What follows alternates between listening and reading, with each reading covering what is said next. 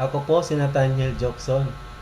At ang social media ko po name is Nathaniel Jokson Coconut Motovlog. May 6.1k followers po ako sa Facebook. Nagsimula po ako mag-apply sa MoveIt February 4, 2025. At nagsimula din po ako mag-vlog January 1, 2021 po.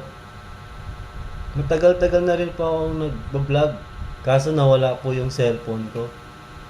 Kaya ngayon ko lang po ulit napag-isipan mag-vlog. Ngayon, nung March 2025 po.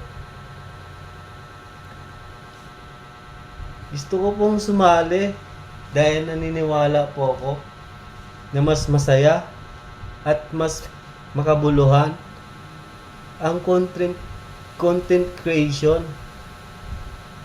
kapag may mga kasama. Nagtutulungan, nagbabahagian ng tips, at nagsusuporta sa isa't isa. Yun lamang po at maraming salamat.